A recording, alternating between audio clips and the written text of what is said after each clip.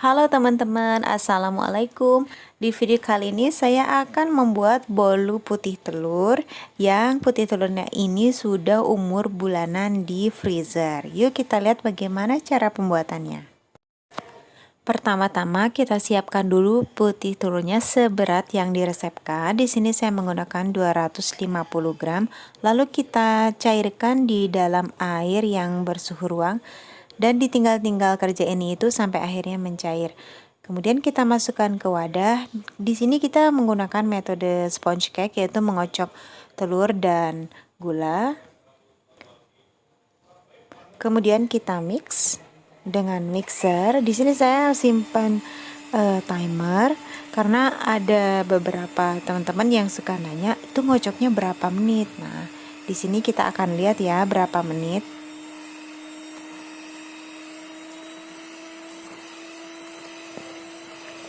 Baik, seperti teman-teman lihat di sini gelembung udara mulai terbentuk.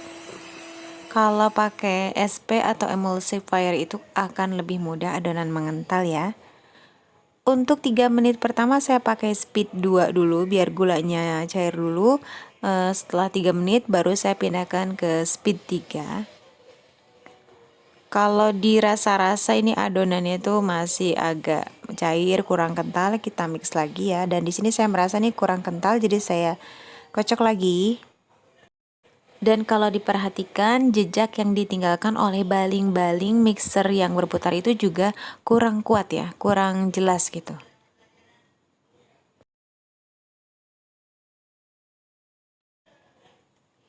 Nah, ini kalau kita lihat ya, ada jejak baling-baling mixer yang lebih jelas. Di sini saya akan cukupkan ya proses pengocokannya.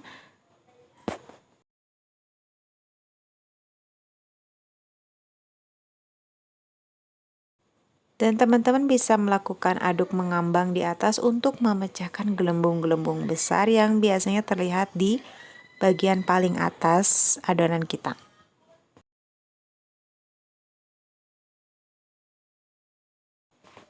Nah, ini kita cukupkan ya pengocokannya, terlihat sudah mengental dan berjejak. Di sini ada 7 menit 46 detik, tapi itu enggak sesungguhnya karena ini dikurangi, saya ngecek-ngecek adonan, sempat matikan mixer, plus saya sempat ngambilkan makan siang anak saya. Jadi pas-pasnya itu kurang lebih 6 menit pengocokan.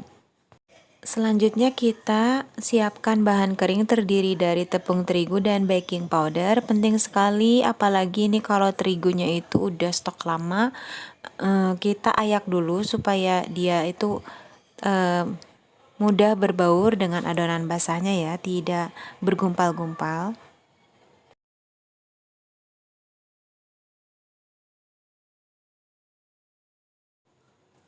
Kita basahi dulu terigunya supaya pasti kocok, tidak berhamburan.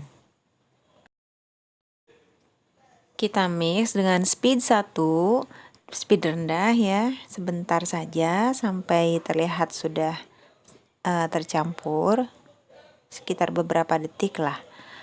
Kita lanjutkan ke tahap pemasukan bahan lemak. Di sini menggunakan santan dan minyak sayur. Boleh nggak diganti pakai butter atau pakai margarin, boleh ya. Tapi di sini menurut saya karena ada sensasi santan itu juga jadi spesial dan enak loh rasanya. Ini kita mix sebentar aja, kurang lebih 10 detik lah. Oke. Sudah terlihat rata, kita akan menyempurnakan pengadukan dengan spatula.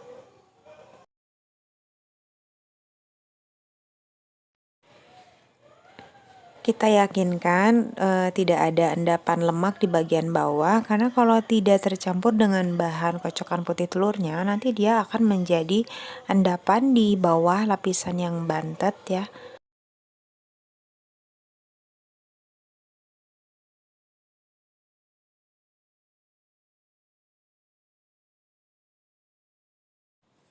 Di sini saya akan buat 3 layer, jadi teman-teman bisa menggunakan timbangan supaya presisi tingginya, atau bisa juga pakai filling aja menggunakan wadah yang sama, kemudian dibagi 3 dengan volume yang sama.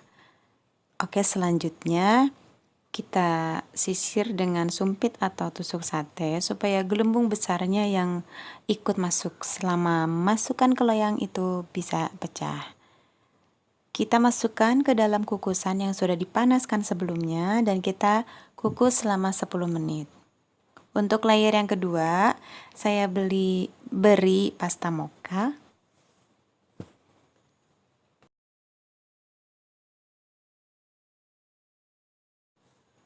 Untuk layer yang ketiga, karena tidak punya pasta coklat, jadi saya pakai coklat bubuk yang dikasih air panas. Kita buat krim dulu, kemudian kita pancing ya dengan sedikit adonan, supaya nanti begitu dicampur dengan adonan yang ini akan lebih mudah nyampurnya.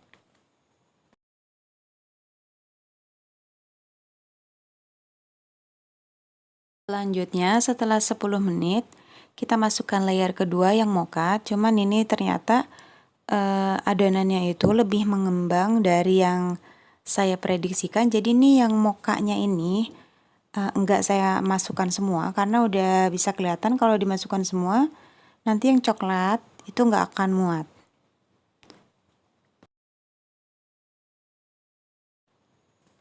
Nah, ini setelah 10 menit benar-benar ini di luar prediksi ya, daya kembangnya itu kok melebihi trial saya sebelumnya. Jadi yang coklat ini saya campur dengan sisa yang mocha tadi juga tidak bisa dimasukkan semua adonannya karena bakal luber. Nah, akhirnya saya masukkan ke dalam cup sisa adonannya.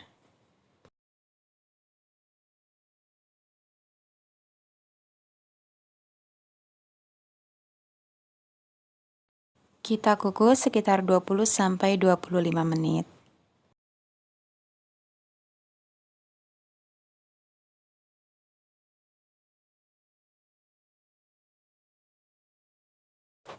Nah, teman-teman, ini adalah percobaan saya yang pertama dengan resep yang sama, jumlah yang sama. Cuman ini SP-nya udah lama, udah berbulan-bulan dan hasilnya itu benar-benar enggak sampai setinggi loyang yang saya pakai, padahal semuanya sama. Cerita lengkapnya teman-teman bisa buka kolom komunitas di channel ini dan bisa baca yang judulnya ini nih.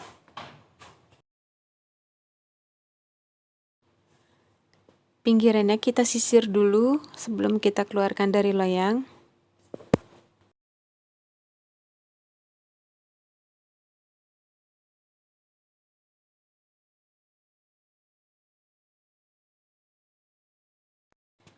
Ini yang layar coklatnya itu kurang gelap karena tadi udah saya campur sama yang mocha ya.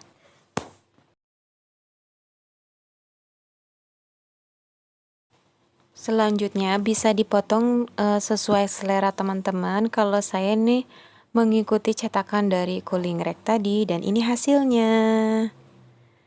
Sekarang kita coba rasain yuk gimana rasanya. Nah, teksturnya itu benar-benar lembut dan rasanya itu recommended banget menurut saya sebagai bolu yang tidak memakai kuning telur. Ini enak banget karena dapat rasa gurih campur manis, perpaduan santan dan gula. Kalau yang cup ini ada yang sebelah kiri ini sepertinya nih saya nggak sadar ketetesan dari tutup kukusannya. Kalau yang ini rasanya agak sedikit padat karena waktu mau proses ke cup ini memang agak lama menunggunya, cari-cari cup dulu sehingga suhu kukusan itu kayak sedikit menurun, jadi kurang mendorong si adonan ini untuk lebih bagus lagi mekarnya. Tapi tetap sih enggak bantet total. Baik teman-teman, sekian dulu video dari saya kali ini. Mudah-mudahan bisa menjadi alternatif untuk mengolah putih telur yang ada di rumah teman-teman. Terima kasih teman-teman yang sudah subscribe dan juga memberikan like-nya di video ini. Sampai jumpa di video selanjutnya. Wassalamualaikum warahmatullahi wabarakatuh.